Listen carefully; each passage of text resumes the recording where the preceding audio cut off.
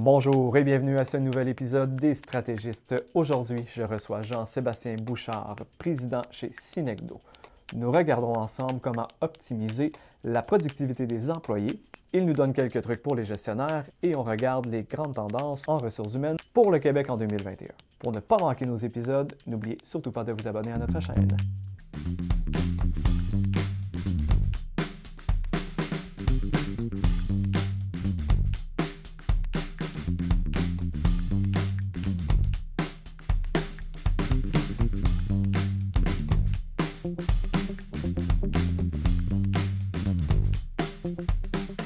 Bonjour Jean-Sébastien, Bonjour Toby, ça va bien? ça va bien toi-même? Ben oui, merci beaucoup d'avoir accepté l'invitation pour aujourd'hui.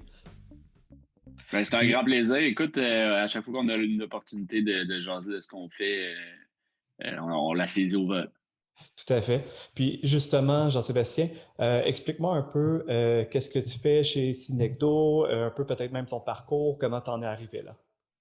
Oui, donc Synecdo, c'est une jeune entreprise. C'est un projet de recherche que j'ai démarré en 2012, qu'on a continué puis qu'on a fondé l'entreprise en 2017.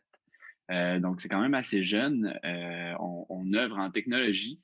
Puis en fait, on développe des technologies pour l'amélioration de la productivité, mais par les êtres humains. Donc, c'est vraiment des outils, des applications, puis des formations par le jeu sérieux qui vont amener la main-d'œuvre et les employés, peu importe le processus d'affaires dans lequel ils œuvrent dans une organisation, et à s'approprier la création de la valeur ajoutée, puis à devenir plus productif finalement. Mhm. Puis justement, avec ton background, qu'est-ce qu'on peut s'attendre justement en 2021 côté recrutement? Mais du côté du recrutement, je pense que la mouvance a démarré depuis quand même longtemps. Tu sais, les changements de main-d'œuvre ont pas mal tout démarré avec le grand lancement là, des chantiers sur la numérisation, donc toute la transformation numérique. En ce moment, on parle beaucoup de IoT, de AI, on entend parler, là, les compagnies avec .ai dans leur www.com, ben, ça pleut maintenant. Fait que je dirais que la mouvance vers les nouvelles technologies se fait de plus en plus grande. Par contre, ce qu'on voit du point de vue de la main-d'œuvre, c'est qu'on a une plus grande pénurie, donc des main-d'œuvre qualifiées, ça commence à être très difficile à embaucher. Puis, tu sais, c'est une problématique qui est occidentale. Donc, quand on regarde autant en Europe, au Canada, aux États-Unis, la problématique est là. Par contre, au Canada, on a un petit retard sur la numérisation, surtout dans nos manufacturiers. Mhm. Puis notre degré de numérisation est un petit peu plus en arrière que des autres pays dans l'OCDE. Mais principalement pour la main-d'œuvre, ce qu'on prévoit, bien, c'est soit d'aller vers de l'automatisation beaucoup. Hein, le gouvernement mise beaucoup là-dessus, on entend énormément parler de ça.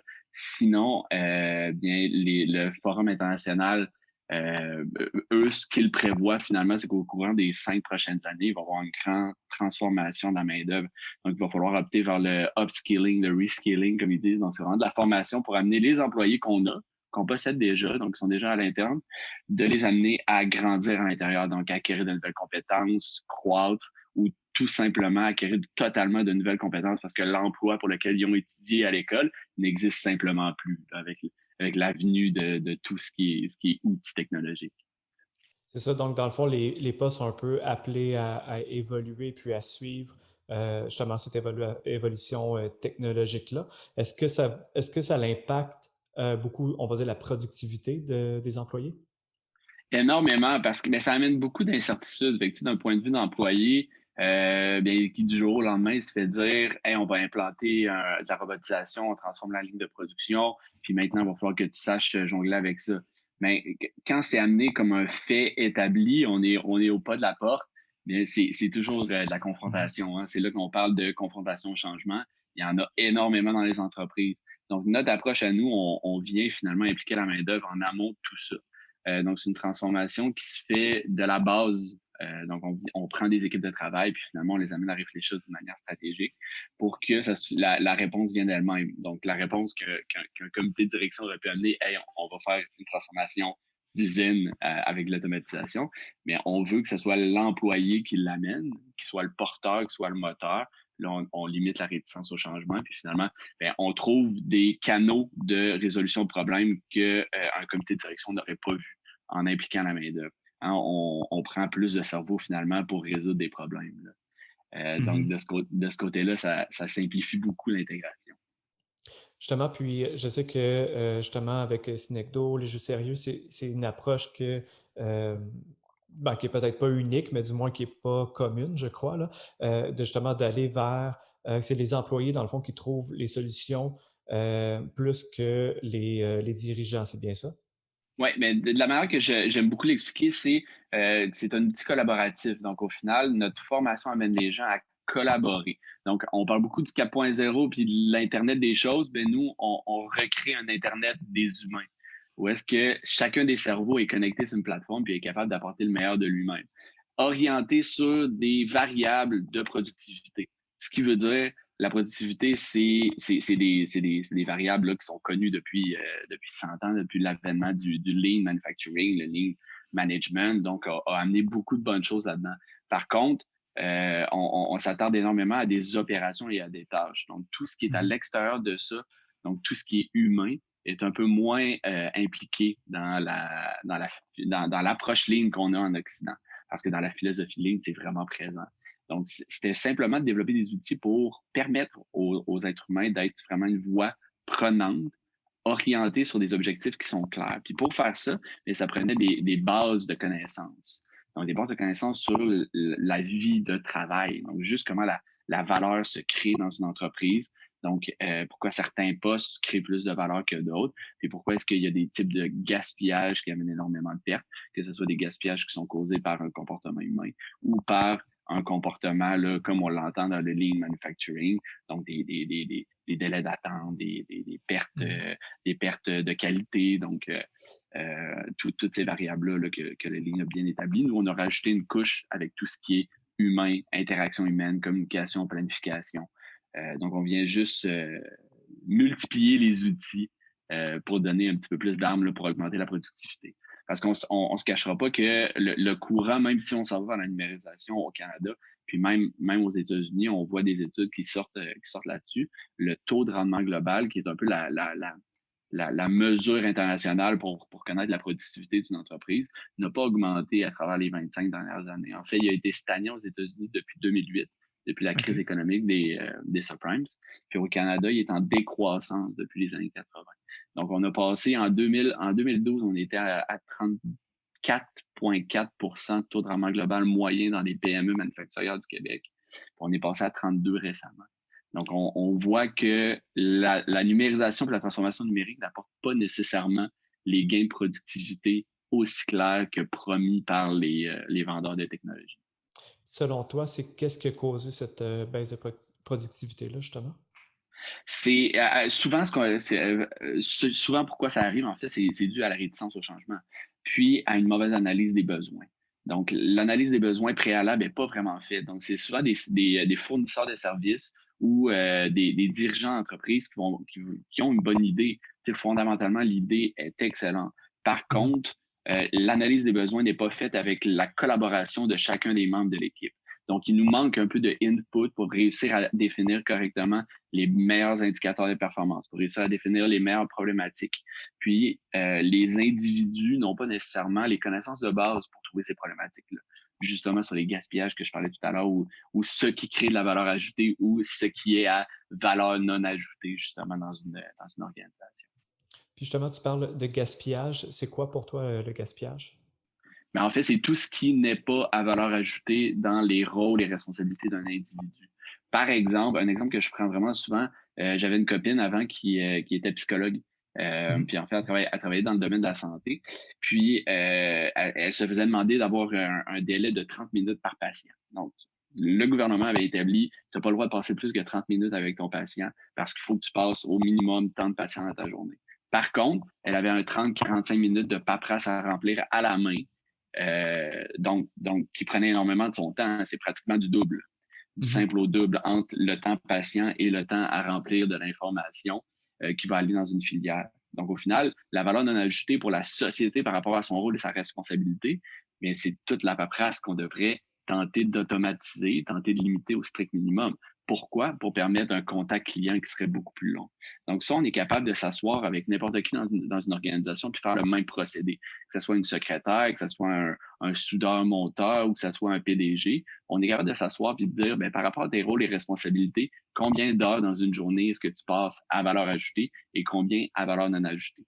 Donc, ça permet à l'individu de se réapproprier un peu tout son travail puis de proposer des solutions pour régler finalement et diminuer le plus possible les valeurs non ajoutées dans son travail.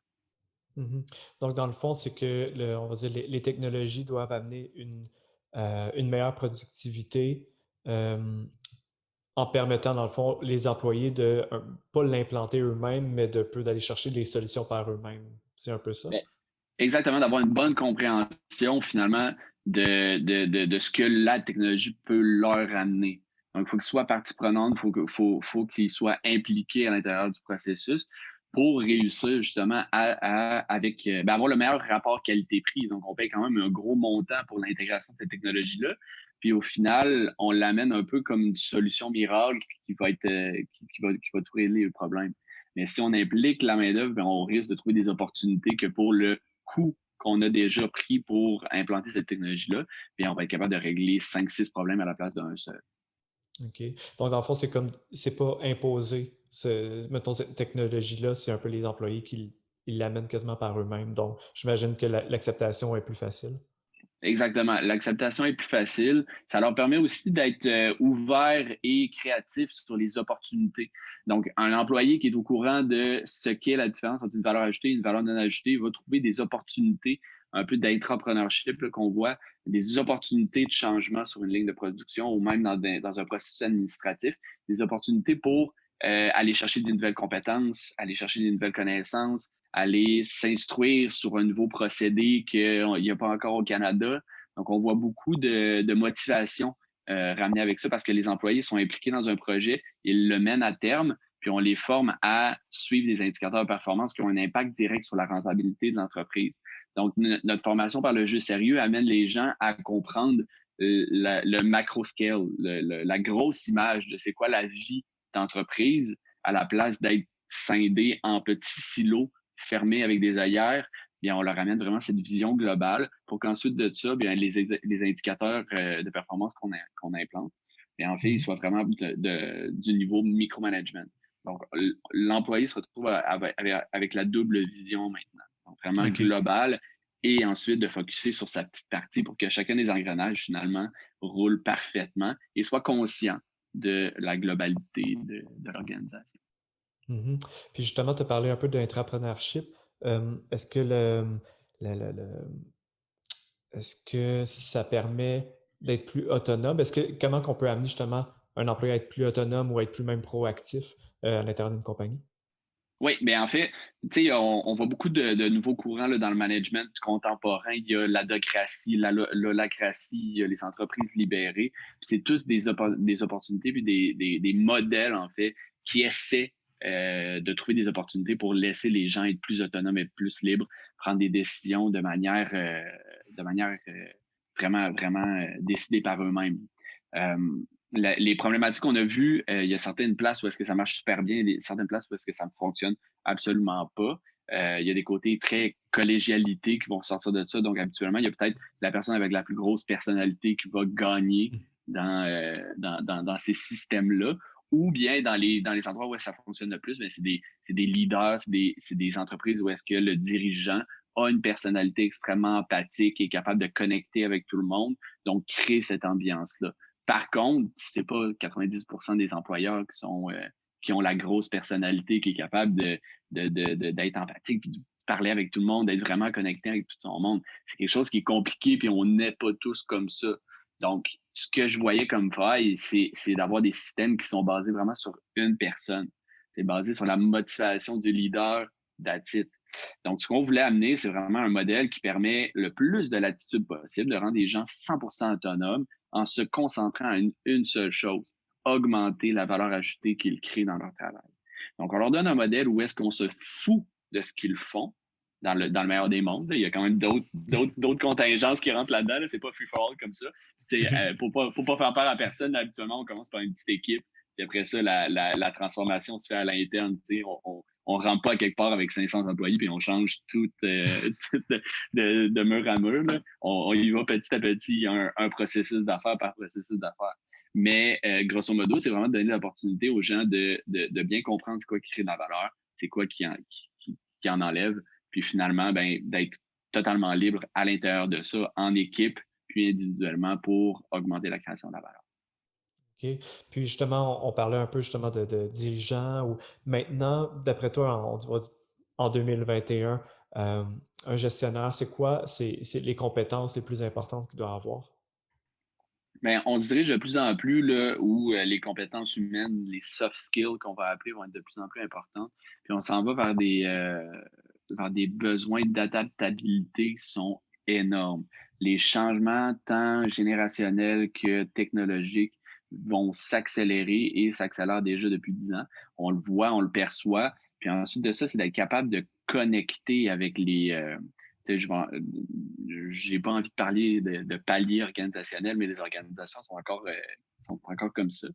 Mhm. Donc, c'est vraiment d'être capable pour un leader de connecter avec les gens qui sont théoriquement dans leur hiérarchie plus en bas dans l'organisation. Parce qu'on se cachera pas qu'encore au Canada, puis ben, c'est ADP Ressources humaines qui avait sorti une étude il y a 2 ans, c'est 98% des gestionnaires d'entreprise qui sont vraiment déconnectés finalement de la réalité de leurs employés. Donc, c'est vraiment des gros ratios. Mais à ça, on rajoute toutes les statistiques sur le bonheur au travail, que c'est pas nécessairement à 100% non plus. Donc, il y a quand même une connexion à faire où est-ce qu'il faut sortir de notre tour de cristal puis vraiment aller à la rencontre des gens pour justement vraiment connaître c'est quoi les besoins réels là, de nos employés. Parce que j'ai déjà rentré dans une usine où est-ce que l'employeur disait ah, mes employés aiment ça travailler chez nous, ils vont faire le petit plus pour que ça aille bien cette année avec le coronavirus. Bon, ben, ils vont rester de 5 à 9 à la place d'arrêter à 5 heures pendant les 2 prochaines semaines. Ben, comme de fait, le syndicat n'a pas voulu. Pourquoi? Ben, parce que Gaétan, lui, à la fin de la journée, ce qu'il veut, c'est aller voir sa blonde et ses enfants. Donc, l'employeur, oui, a des enjeux énormes, mais si la conversation n'est pas faite entre les différentes professions, finalement, bien, la relation est brisée. Hein? Puis, ça, c'est quelque chose qu'on voit souvent dans le type d'organisation qu'on a bâti au courant des 100 dernières années, tout ce qui est tayloriste. On a divisé en silos pour mieux régner. Puis au final, ben, les liens de communication sont un peu brisés. Donc, on voit ça autant des départements de vente qui vendent des choses que la production n'est pas nécessairement capable de faire, puis après ça, la production est fâchée avec les ventes. Mais tu sais, c'est des espèces de relations qui nous sont laissées léguées de nos parents, puis qu'aujourd'hui, ben, on se rend compte, OK, ben, c'est vraiment avec des processus de communication, des processus d'amélioration qu'on va être capable de dépasser cette chaîne qui nous garde un peu dans l'autre siècle. Justement, parlant de ça, est-ce que tu crois que toute un peu cette structure-là va voir à changer? Est-ce que tu penses que c'est pour le mieux? Qu'est-ce que tu penses qui va arriver un peu on va dire, dans le futur proche? Mais je pense que de plus en plus que la numérisation va avancer puis que les cultures numériques vont avancer, il y a de plus en plus d'opportunités qui vont arriver. Nous, on prône beaucoup la démocratisation des connaissances, puis veut pas, la connectivité amène ça.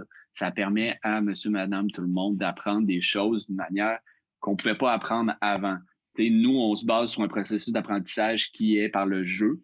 Donc, c'est des dynamiques d'apprentissage qui sont pour les adultes encore plus payantes que pour des enfants parce que c'est des affaires finalement, c'est des mécanismes d'apprentissage qu'on oublie, admettons, de l'âge de 6 ans, dès qu'on rentre à la maternelle, jusqu'à la fin de l'université ou même de l'étude technique. On oublie que l'expérience est la chose la plus payante en apprentissage. Mhm. Pour défaire des paradigmes, surtout pour un adulte, quand on s'habitue à travailler d'une certaine manière, bien, de se faire mettre un peu dans le nez dans notre caca, je vais dire, excuse-moi, mon langage. Mais tu sais, se faire mettre un peu le nez dans notre caca par une expérience réelle dans un jeu, bien, ça remet en compte des choses. C'est bien quand c'est pas un autre être humain qui nous le dit, mais un jeu vidéo, finalement, c'est moins confrontant. Puis on réussit à avoir des beaux gains, autant sur les compétences, les hard skills, les compétences réelles, d'amélioration de la productivité que les compétences humaines de communication, de collaboration, de perception de soi. Donc, on va jouer dans toute cette mécanique-là, là, parce qu'au final, c'est des choses qu'on ne prend pas nécessairement le temps de faire non plus. Donc, nous, on fait une pierre d'un coup là, quand on rentre dans une entreprise. Puis justement, est-ce que tu as un peu des trucs ou des bonnes pratiques pour des gestionnaires qui veulent justement un peu plus connecter avec autant les employés que les silos, je dirais, tu sais, pour se mettre un peu à leur place Pour les gestionnaires, pour les gestionnaires ou peut-être même que pour les employés, justement, pour amener ce point-là à des gestionnaires, parce que je pense que ça doit être quand même beaucoup plus courant qu'un employé tu remarque que la communication ne fonctionne pas ou qu'il y a des travailleurs en silo qui fait que ça nuit à la productivité. Comment tu aborderais un peu ce problème-là à l'intérieur d'une compagnie? ben, c'est super touché à aborder comme ça. Nous, de la manière qu'on l'aborde, c'est tout le temps le chiffrant. Donc, que ce soit une communication qui est défectueuse, ça a un impact direct sur la productivité de l'entreprise. Donc, chaque valeur non ajoutée a un impact, donc finalement, c'est calculable d'une certaine manière. Ensuite de ça, il y a des gens qui vont dire c'est pas vrai, on peut pas tout calculer. Ben, je vais leur dire c'est pas parce que toi, t'es pas capable qu'il n'y a pas quelqu'un qui est capable. Donc, il suffisait d'inventer finalement l'unité de mesure. Mais outre ça, présenter une problématique sans nécessairement la chiffrer, mais là, on tombe dans le qualitatif. Donc, c'est toujours plus difficile de faire passer un message quand c'est ah, moi, je pense qu'on devrait faire ça pour améliorer ça. Donc, c'est tout le temps ça qui est un peu difficile. Donc, c'est un peu d'étoffer finalement la problématique, de bien la définir. Ensuite de ça, c'est d'amener un peu des preuves là, qu'elle est présente, qu'elle existe, la problématique. Puis c'est sûr que pour un gestionnaire, c'est être à l'écoute de son équipe. Au final, un gestionnaire devrait être quelqu'un qui résout des problèmes pour ses membres d'équipe, devrait toujours être en résolution de problèmes, devrait toujours être en mode solution pour donner le plus de possibilités de bien travailler finalement à son équipe. Mhm. Puis justement, est-ce que tu vois des erreurs qui sont un peu fréquentes de ce côté-là envers les employeurs? Ben, envers les employeurs, c'est souvent des indicateurs de performance qui sont mal orientés. Donc, c'est qu'on on va évaluer un vendeur sur sa capacité à vendre, mais il n'y a pas la possibilité de diminuer ses coûts et ses prix ou de jouer finalement sur le marketing. Donc, au final, il n'y a pas le contrôle à 100% de toutes les variables. Donc, on l'évalue sur quelque chose auquel il n'y a pas nécessairement plein pouvoir. Donc, ça, c'est un peu dangereux, puis c'est quelque chose qui est omniprésent, là. Euh, Mhm. sinon, dans les erreurs fréquentes que je vois en gestion, ben c'est sûr que je te dirais que 90% des PME ne connaîtront pas leur taux de rendement global, donc leur productivité interne. Donc ça, c'est des indicateurs qui sont vraiment nécessaires et intéressants si on veut s'améliorer, hein. Si on ne se mesure pas, c'est assez difficile de s'améliorer quand on ne sait même pas où on part de où. En effet. Est-ce que tu dirais que la plupart des entreprises n'ont pas mis des indicateurs de performance qui reflètent dans le fond leurs besoins, selon toi, ou tu penses que c'est quand même bien? Ben, en fait, on a tout le temps les mêmes indicateurs qui font des indicateurs de quantité. Donc, soit en dollars, en argent ou en produits faits finalement. C'est souvent comme ça qu'on va quantifier parce que c'est facile de dire, ben, j'ai produit 50 bottes aujourd'hui, puis hier, j'en ai produit 45, fait que pourquoi j'en ai produit 5 de moins? C'est un indicateur qui est simple à suivre. Par contre, il n'y a rien qui me dit que dans les 50 bottes que j'ai vendues hier, pardon, dans mon exemple aujourd'hui, dans les 50 bottes que j'ai produits aujourd'hui, ben, il n'y a rien qui me dit que mes 50 bots sont rentables. Il y a peut-être un modèle de 25 là-dedans. Ma contribution marginale, ma profitabilité finalement est amoindrie. Donc, je produis un peu à perte. Mhm. Tandis que les autres, la veille, j'ai produit moins, mais ma marge de profit était plus grande.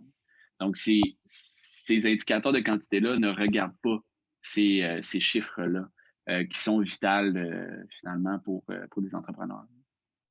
OK, parce que j'imagine que si tu n'as pas une idée un peu du coût de la main-d'œuvre par pièce ou le prix des fabrications, les prix de défauts ou de problèmes de qualité ou ou un peu d'assurance qualité, j'imagine que ça fait quand même un gros impact au bout de la ligne, au bout de l'année sur la rentabilité d'une entreprise, surtout si on est dans un domaine manufacturier, j'imagine. Exactement, mais aussi dans le domaine du service. Dans le domaine du service, c'est encore plus éloquent parce que autant dans la comptabilité que dans le haut manager, ça va être plus complexe de calculer la rentabilité parce que ton variable, c'est quoi, ton frais fixe, c'est quoi, ton taux de qualité, ton taux d'efficacité, ton taux de disponibilité, c'est toutes des variables qui sont un peu plus floues. Tandis que sur Mhm. une ligne de production, c'est plus simple quand on implique la main-d'œuvre. C'est assez facile là, à faire tous ces calculs-là à l'interne. OK, donc c'est pas, même si c'est plus difficile dans le domaine du service, c'est quand même quelque chose de nécessaire, mettons, pour améliorer la productivité des employés, je comprends bien. Oui, oui, oui, oui. Ben, ça permet de donner des indicateurs qui sont clairs, qui sont nets, qui sont précis, puis qui vont parler aussi avec la tête dirigeante. Donc, l'employé est capable d'avoir un petit peu le même langage donc que son employeur. C'est un peu ça l'objectif pour améliorer la communication. Donc, la manière que moi j'ai toujours vu, c'est que je travaille en traduction finalement. Je permets aux employés de parler le même langage que leur employeur. C'est un peu comme ça que je me vois là, Mhm. quand je travaille avec des entreprises. Puis, si on parle un peu de l'industrie 4.0, est-ce que tu as un peu des réflexions sur comment la transformation numérique va aussi un peu affecter cette industrie-là ou comment ça l'arrive au Québec? Parce que je sais qu'au Québec, on est tout un petit peu plus, je dirais, un peu en retard par rapport aux autres. Est-ce que tu as un peu des réflexions de ce côté-là? Mais tu sais, la stratégie 4.0 du gouvernement a été très lente à être impliquée, là. Il y a des pays qui Mhm. sont beaucoup plus en avance que nous autres. Donc, je pense que le Québec a un historique d'attendre après le gouvernement pour faire des gros moves comme ça. Les entreprises québécoises ont un historique un peu comme ça. Donc, oui, on a du retard, mais quand on s'y met, les Québécois, on est capable d'aller extrêmement vite et de devenir extrêmement bon. Donc, en ce moment, ça va très vite. Les aides financières sont là, l'aide gouvernementale est présente. Donc, ça peut aller extrêmement bien. Mais comme je disais tout à l'heure, les cas de transformation 4.0, qui a donc une usine qui est devenue totalement connectée, mais c'est des endroits où l'entrepreneur, le dirigeant s'impliquait énormément et était très présent émotionnellement et empathiquement. Donc, les places où est-ce qu'on voit des échecs, par contre, c'est des endroits où justement l'entreprise est plus en silo, la communication se fait moins bien entre le dirigeant et ses employés. Donc, c'est des endroits où est-ce que là, dès que tu as un petit grain de sable, c'est des dépassements de coûts qui sont énormes. Pour donner une idée, c'est les Cisco, qui est une firme de TI là, internationale, qui Mhm. ont fait un sommet en 2018, un sommet sur les IoT, Internet of Things, 4.0 finalement. Donc, il regroupait plus de 1700 dirigeants d'entreprise à travers les États-Unis, le Canada, l'Inde, l'Angleterre, euh, et puis l'Allemagne. Puis finalement, à travers les 1600 personnes qui ont été sondées, 75% des gens qui avaient investi en 4.0 voyaient que ça n'atteignait pas les objectifs qui avaient été mis. Donc, 75% des investissements n'avaient pas atteint les objectifs. Ah Puis ouais. de ce sondage-là, ce qui ciblait, c'était 4 facteurs, puis les 4 étaient rattachés à la main-d'œuvre puis à l'humain. Donc, c'est la main-d'œuvre mal formée, problématique à s'entourer des bonnes ressources dans l'écosystème, l'analyse de besoins qui a mal été faite. Donc, c'était vraiment toutes ces mécaniques-là qui est ressorti. Donc, on visait vraiment, puis on vise encore, on est vraiment dans une société qui vise la technologie, puis après ça, l'être humain va devoir rattraper à un moment donné, à bout de souffle, la technologie qui est allée beaucoup plus rapidement que ce que l'humain pouvait apprendre finalement. Donc, on court tout le temps à essayer de rattraper ce gap-là. Puis on le voit encore dans le 4.0. Puis en fait, quand on regarde les études qui étaient faites sur même l'intégration des ordinateurs dans les années 80, tu as le Solo Effect, c'est un économiste en fait qui avait théorisé que ça va prendre une vingtaine d'années avant que le gain de productivité promis par l'intégration des ordinateurs dans le milieu de travail allait être acquis. Puis c'est vrai, c'est arrivé un peu comme ça. 25 ans plus tard, là, on avait vraiment un gain de productivité. Ensuite de ça, bien avec les ERP, qui a été pas mal le système de gestion intégré, le plus utilisé, là, puis ça allait révolutionner les entreprises, comment on gère les entreprises. Mais ça a encore pris une vingtaine d'années avant qu'on ait vraiment le full spec de ce gain-là. Donc, à chaque fois qu'on développe une nouvelle technologie pour régler les problèmes de productivité, ça nous prend 20 ans avant qu'on réussisse à l'intégrer parce qu'il faut former la main-d'œuvre. Mais là, quand tu rentres la technologie, puis après ça, il faut que tu formes la main-d'œuvre petit à petit, c'est plus complexe. Est-ce que tu irais jusqu'à dire qu'il faut presque voir ça à l'envers, dans le sens que au lieu de rentrer la technologie en premier, on peut dire peut-être simultanément, mais de former quasiment les employés un peu avant même que la technologie arrive pour qu'ils soient plus préparés. Comment tu penses que les compagnies devraient intégrer leur technologie à ce moment-là dans les entreprises? Mais je pense que ça peut être fait relativement en même temps, je veux dire relativement. Mais c'est sûr qu'une évaluation, mettons, du potentiel d'équipe, du potentiel de sa main-d'œuvre, de son capital humain, finalement, est nécessaire avant de faire une transformation comme ça. Euh, parce que ça peut tellement partir en vrille, puis finalement devoir payer beaucoup plus cher là, pour intégrer cette technologie-là. Mais fondamentalement, je pense que c'est vraiment une idée de changer comment on réfléchit qu'une technologie va régler tous nos problèmes. Genre, chaque génération pense que ça va être la société des loisirs à la prochaine génération. Donc, ça n'arrivera pas ou dans très longtemps finalement. Ils pensent Mhm. encore qu'avec l'intelligence artificielle, il y a deux philosophies. Avec l'intelligence artificielle, il y en a qui disent ça va tout régler, on ne travaillera plus. Puis il y en a d'autres qui disent ben oui, on va continuer à travailler, mais ça va être vraiment sur des aspects humains, la créativité, justement des aspects qui sont vraiment humains. Fait que tu sais, moi j'ai tendance à dire ben je pense que ça va plus aller vers l'être humain va continuer à travailler parce que quelqu'un qui fait rien pendant trop longtemps, on l'a tous vécu avec le COVID, finalement. Un être humain qui fait rien et qui est empêché de faire quoi que ce soit, mais on déprime. Donc, Mhm. on va toujours avoir cette drive-là. L'humain a une drive pour s'améliorer, courir, aller vers Mars, aller avoir des objectifs que l'intelligence artificielle va peut-être prendre encore 100, 150 ans avant de nous rattraper finalement dans cette drive-là. Fait que je pense que c'est bien de miser sur l'humain en premier, puis que l'humain, lui, amène des solutions. Donc, c'est vraiment de donner les opportunités au plus d'êtres humains dans votre organisation, dans l'organisation des gestionnaires qui nous écoutent, ben, de prendre position, d'agir, de prendre des positions d'action, de les impliquer dans les décisions pour que ben, il y ait le plus de cerveaux qui sont actifs. Donc, le matin, quand on rentre dans l'usine, ben, quand on voit 5 personnes qui jasent autour d'une machine, puis la machine est arrêtée, ben, qu'on pense pas, hey, maudit, c'est pas l'heure du break, mais qu'on pense, oh wow, ils sont en train de régler un problème. C'est Mhm. de rentrer cette philosophie-là, qui est complètement OK. différente finalement à évaluer la productivité sur des quantités. Puis justement, parlant un peu de qualification, puis de AI et tout ça, comment tu penses que ça va affecter, justement les besoins d'éducation, de la main-d'œuvre? Puis qu'est-ce qui va se passer un peu avec les, employés, peut-être, je ne vais pas généraliser, loin de là, mais des fois, on va dire un peu plus âgés, des fois quand ils sont un peu plus proches, de la retraite, sont moins ouverts ou sont moins, on dirait rapides à apprendre une nouvelle technologie. Comment tu penses que ça va influencer tout ça? Mais je pense que c'est une question qu'il faut voir de l'autre côté. C'est pas qu'est-ce qu'on peut ben, il faut pas réfléchir à comment est-ce qu'on peut les transformer, mais bien comment eux peuvent nous aider. Donc, en le voyant comme ça, ces individus-là ont des tonnes de connaissances, de compétences, l'expérience a été accumulée. Ensuite de ça, l'information est dans leur tête. La difficulté avec l'être humain, c'est qu'on ne peut pas rentrer un data scientist pour aller creuser dans la tête des gens.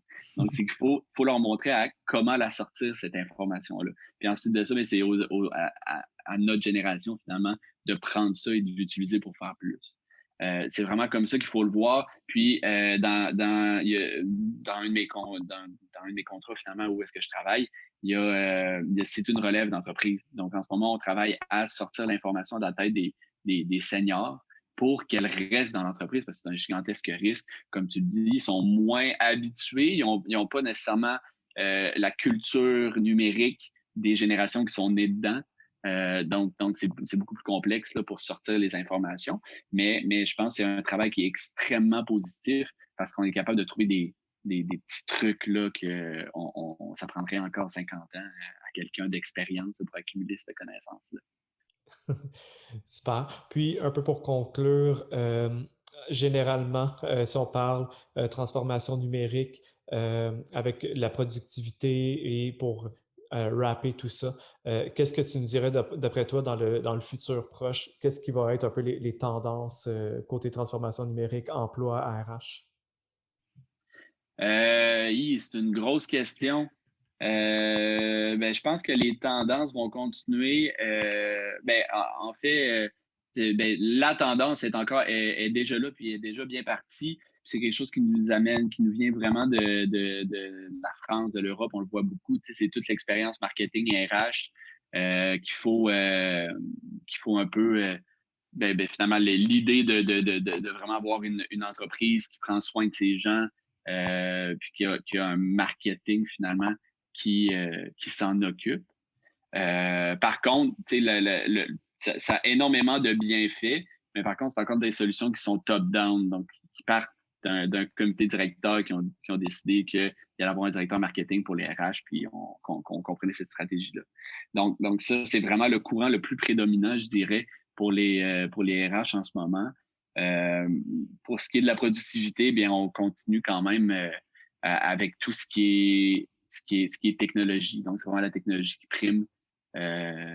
Donc, c'est un peu ça les courants. Je trouve ça drôle parce qu'au final, moi, je suis un peu à l'opposé de ça, des courants, mais écoute, on verra si ça m'aidera ou si ça me nuira dans le futur. Super. Jean-Sébastien, merci beaucoup pour ton temps. Merci à toi, Tommy. Ça fait un plaisir. Écoute, comme je le disais, on est un peu à contre-courant, fait que le plus que je peux en discuter, c'est vraiment une joie. Puis je pense qu'il y a vraiment un besoin pour les entreprises québécoises et canadiennes de permettre finalement à plusieurs de leurs employés, à tous les employés dans leur bassin de s'améliorer, de se mesurer comme il faut, puis finalement de proposer des solutions. Je pense que ça peut juste être bien pour n'importe qui. Tout à fait, très d'accord. Bon, je te remercie encore une fois pour ton temps, puis à bientôt. Les Stratégistes, un podcast de Guarana Marketing. Pour plus d'épisodes, suivez-nous sur YouTube, Spotify ou toute bonne plateforme de podcast. À bientôt!